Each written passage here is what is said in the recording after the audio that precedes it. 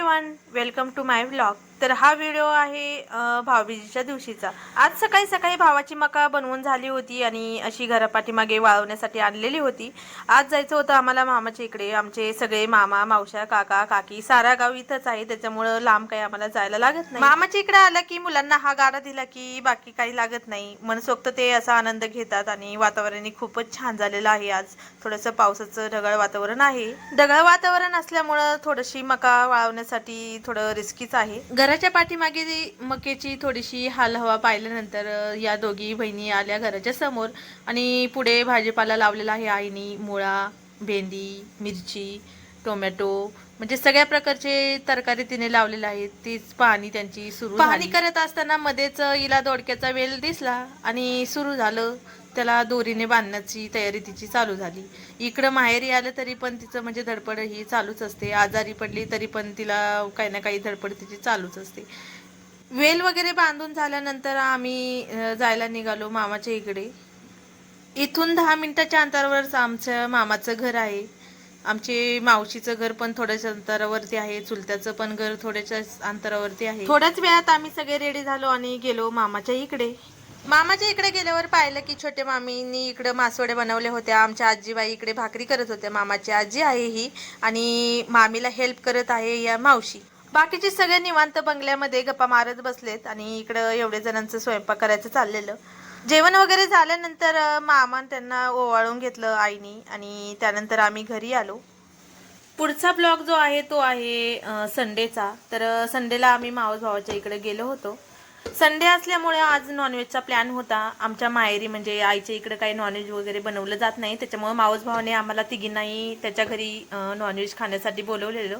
तर आता वाजले होते संध्याकाळचे 6। मावस भावाला छान असं माझ्या हातचं नॉनव्हेज खायचं होतं, त्याच्यामुळे मी पटकन असं सगळं वाटण वगैरे काढलं। त्याच्यासाठी कांदा, खोबरं, डाळ, कोथिंबीर आणि जे बाजरी असते, आलं, लसूण सगळं काही मी भाजून दिलं आणि बहिणाबाईंना म्हटलं तेवढं वाटून द्या मला। बट बहिणाबाईंना घोसाळ्यावरती PhD करायची होती, त्याच्यामुळं त्यांनी ते स्किप केलं आणि मावशी इथे वाटण वाटण्यासाठी रेडी झाली। दोन्हीही नॉनव्हेज न खाणारे प्राणी होते, त्याच्यामुळे मावशीला म्हटलं बाई राहू देत, मी माझं वाटून घेते, तुम्ही तुमचं व्हेजवाले तुमच्यासाठी बनवा काहीतरी। मग काय घेतलं, मग असं मिक्सर माझ्याकडे आणि घरा सगळं फिरवून घेतलं। सगळं वाटण वाटून होईपर्यंत इकडं दोघींचे छान असे भजे तयार होण्यासाठी रेडी झाले। पटकन असा तेलात पहिल्या घोसाळ्याने उडी मारली। सगळे घोसाळ्याची भजे रेडी झाले आणि त्यांची दोघींसाठी भज्याची आमटी पण रेडी झाली। इकडे मावशींनी भांडे घासण्यासाठी घेतले आणि मी एक साईडला नॉनव्हेजसाठी हे वाटण परतवत होते। जे वाटून घेतलं होतं मी सगळं ते तेलामध्ये मस्त असं परतवत होते, कारण नॉनव्हेज जे होतं ते बाहेर शिजणार होतं, घरात काही इथे शिजवलं जात नाही। नॉनव्हेज बाहेर शिजत होतं आणि जो मसाला असतो तो मी आतमध्ये परतून घेत होते। इकडे वहिनी आणि मोठी बहीण दोघी जणी बसल्या भाकरी करण्यासाठी।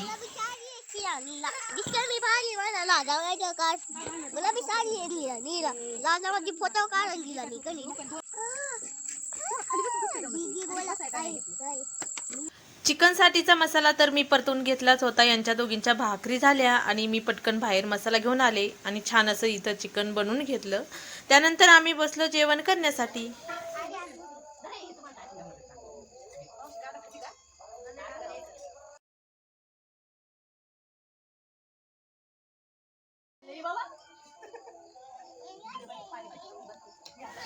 खूप छान वाटत होतं, असं सगळे एकत्र जेवण करत होते। नॉनव्हेज खाणारे एक साईड बसले होते आणि जे नॉनव्हेज खात नाही ते एक साईडला बसले होते। सगळ्यांनी छान असं मिळून मिसळून जेवण केलं। खूपच भारी वाटत होतं, एखाद्या हॉटेलपेक्षाही छान असं फील येत होतं। जेवण झाल्याच्या नंतर इकडं या तिघींचं लगेच जिरवायचं काम सुरू झालं। एकामागे एक त्यांची डान्स कॉम्पिटिशन सुरू झाली। मायरा तर बिचाऱ्या त्या मांजराच्या पाठीमागे हात धुवून लागली होती, तिलाच तिचं माहिती नेमकं काय करत होती तिला। महत्वाची गोष्ट म्हणजे आमच्या आईन त्यांच्या इकडं बिबट्या वाघ यांनी एवढा धुमाकूळ गाजवलाय की 2-3 दिवसापूर्वी या जे कंपाऊंड दिसतंय तुम्हाला, तर त्या कंपाऊंडच्या साह्याने बिबट्या इकडे आला आणि या झाडापाशी त्यांचा कुत्रा होता, तर तो कुत्रा त्या बिबट्याने म्हणजे घेऊन गेला आणि 2-3 दिवस झाले तो कंटिन्यू इथे येतच आहे।